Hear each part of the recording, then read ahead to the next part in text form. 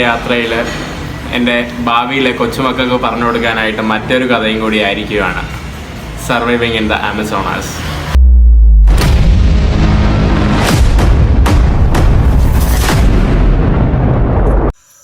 കഴിഞ്ഞ ദിവസം നടന്ന അപകടം ഒരിക്കലും വിവരിക്കാൻ പറ്റില്ല. എൻ്റെ ജീവിതത്തിൽ നടന്ന ഏറ്റവും വലിയൊരു അപകടമാണ് കേട്ടോ. എനിക്കൊരിക്കലും വിശ്വസിക്കാൻ പറ്റുന്നില്ല ഞാനിതൊക്കെ എങ്ങനെ സർവൈവ് ചെയ്തു കേട്ടോ. പലതും നിങ്ങളുടെയൊക്കെ പ്രാർത്ഥനയാണ്. ഇപ്പം ഞാൻ ഒരു വില്ലേജിലാണ്. ഈ വില്ലേജിൽ ഈ കാണുന്ന ഒരാൾക്ക് മാത്രം ഫോണുണ്ട്. അദ്ദേഹത്തിൻ്റെ ഫോണാണ് ഞാൻ ഉപയോഗിക്കുന്നത്. ഈ കാണുന്നതാണ് നമ്മുടെ റിവർ. ഇവിടെയാണ് നമ്മൾ ഇന്നലെ യാത്ര ആരംഭിച്ചത്.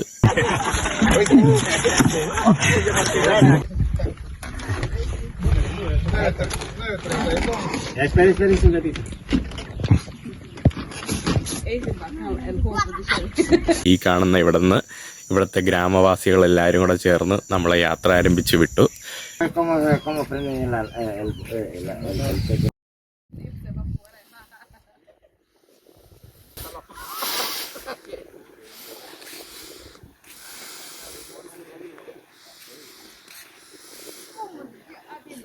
കുറേ നേരം കഴിഞ്ഞ് യാത്ര തുടങ്ങി.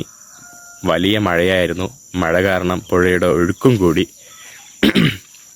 അങ്ങനെ വലിയ വൃക്ഷങ്ങൾ ഈ പുഴയുടെ നടുക്കൊക്കെ ഇങ്ങനെ സ്റ്റക്കായി കിടക്കുന്നുണ്ടായിരുന്നു. അതെല്ലാം താണ്ടി നമ്മൾ പോകുന്നുണ്ടായിരുന്നു.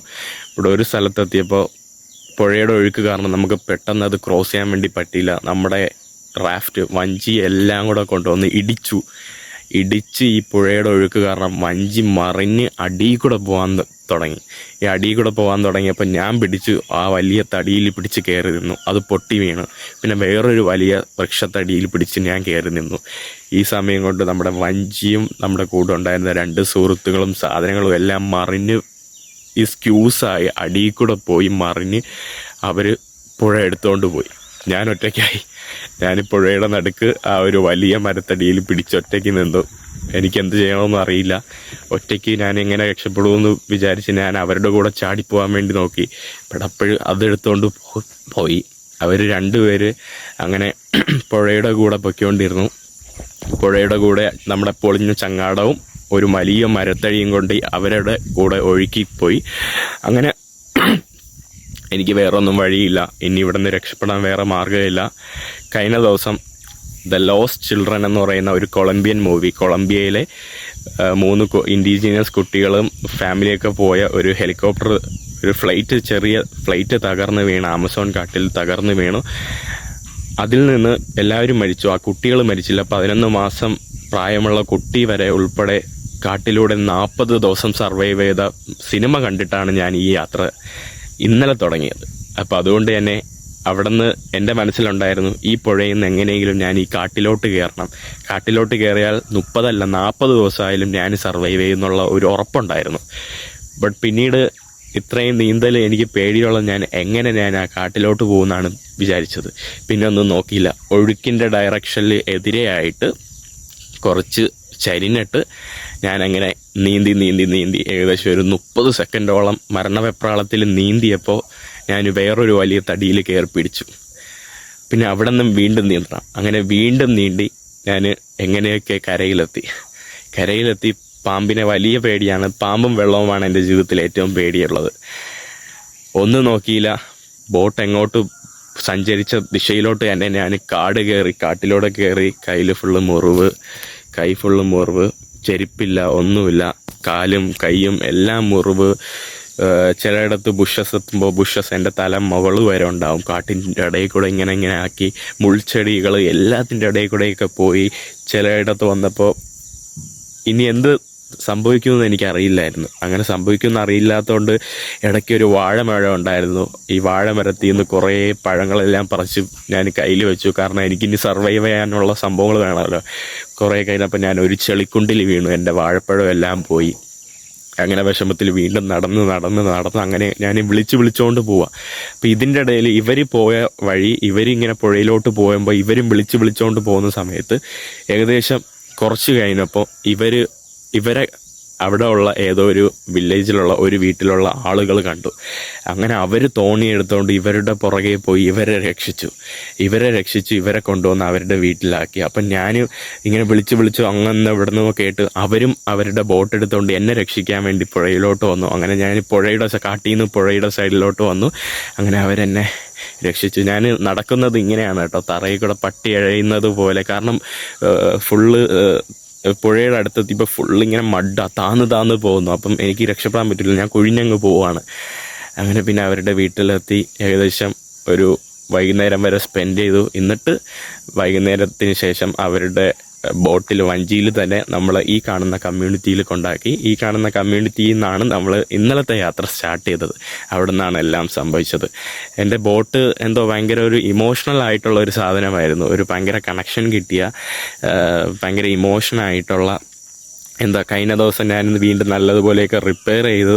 എൻ്റെ ഒരു വീട് പോലെ ആയിരുന്നു ഞാൻ കരുതിയത്, എൻ്റെ ഒരു സുഹൃത്ത്, എൻ്റെ ഒരു ട്രാവൽ പാർട്ണറിനെ പോലെ. പക്ഷേ ഇത് സംഭവിച്ചു.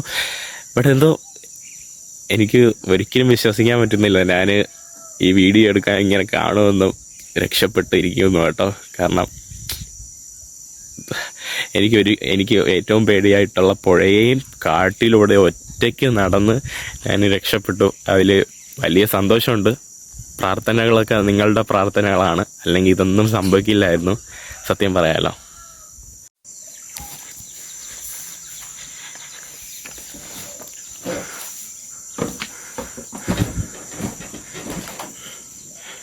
ഇവിടെ രക്ഷപ്പെട്ട് കിട്ടിയ സാധനങ്ങൾ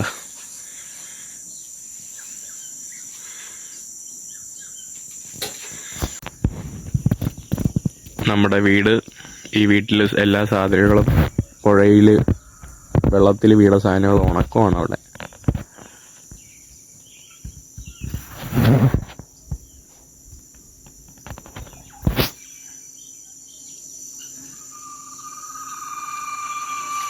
ഇതിനിടയിൽ വീഡിയോ എടുക്കാനായിട്ട് ചിത്രീകരിച്ചു വെച്ച ഒരു വലിയൊരു എപ്പിസോഡൊക്കെ ഉണ്ടായിരുന്നു. അതെല്ലാം പോയി. ഇവരുടെ ഫാമിലിയുടെ കൂടെ മരിച്ചിന് പറിക്കാൻ പോയത്, അവരുടെ കൂടെ ഒരു ദിവസം അഡീഷണലായിട്ട് സ്പെൻഡ് ചെയ്തത്, മുതല ഇറച്ചി കഴിച്ചത്, നമ്മൾ ഹണ്ട് ചെയ്ത മുതല ഇറച്ചി കഴിച്ചത്, അങ്ങനെ കുറേ സംഭവങ്ങളുണ്ടായിരുന്നു കേട്ടോ. എൻ്റെ ക്യാമറ ഞാൻ ആക്ച്വലി ഫോണും ക്യാമറയൊക്കെ നഷ്ടപ്പെടാൻ്റെ പ്രധാന കാരണം എന്ന് പറയുമ്പോൾ, ഫോൺ ഞാൻ അറിയാതെ ഈ റാഫ്റ്റിലായിരുന്നു വെച്ചത്. ഇടിച്ച സമയത്ത് പോക്കറ്റിലിടാൻ വേണ്ടി ഓർത്തില്ല.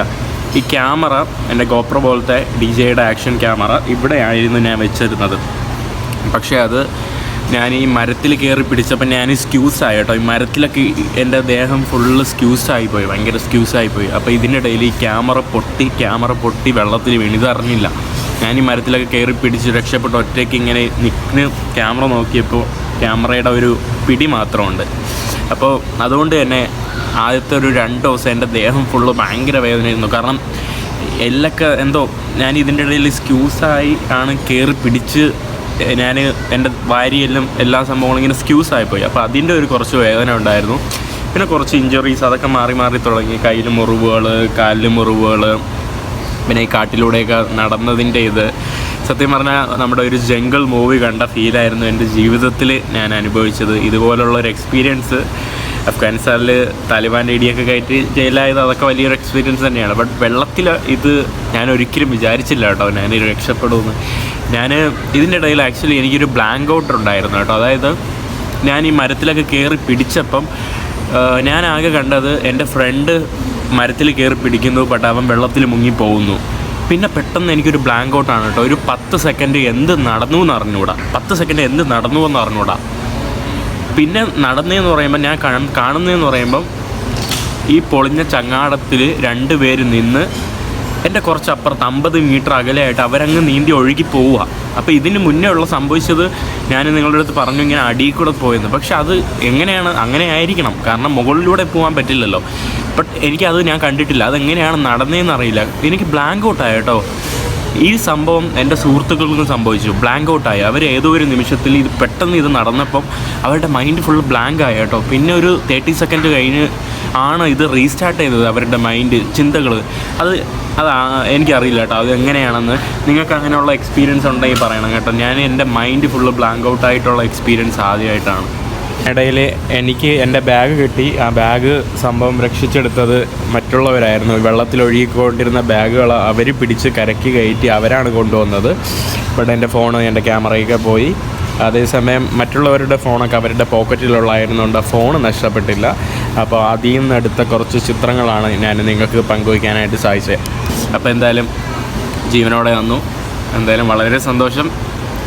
ഞാൻ ഈ യാത്ര വലിയൊരു പ്രിപ്പറേഷനും ഇല്ലാതെയാണ് ചെയ്തത്. ബട്ട് എന്നിരുന്നാലും നെക്സ്റ്റ് പുതിയ വലിയ പ്രിപ്പറേഷനോടെ വന്ന് ഞാൻ തീർച്ചയായിട്ടും ചെയ്യും. ഒരിക്കൽ ആമസോൺ നദി മുഴുവൻ ഞാൻ റാഫ്റ്റ് ചെയ്യും. അത് ചിലപ്പോൾ ഒറ്റയ്ക്കായിരിക്കും. ഒറ്റയ്ക്ക് പോകാനുള്ള കോൺഫിഡൻസ് ഒക്കെ എനിക്കുണ്ട് ഈ ഒരു എക്സ്പീരിയൻസിലൂടെ. ഞാൻ നെക്സ്റ്റ് തവണയും ചെയ്യും. നെക്സ്റ്റ് തവണയും ചിലപ്പോൾ അപകടം വന്നേക്കാം, ചിലപ്പോൾ മരിച്ചേക്കാം, പക്ഷേ മരിക്കൂല. നിങ്ങളൊക്കെ പ്രാർത്ഥന ഉണ്ടല്ലോ. അപ്പോൾ താങ്ക് യു, ബൈ ബൈ.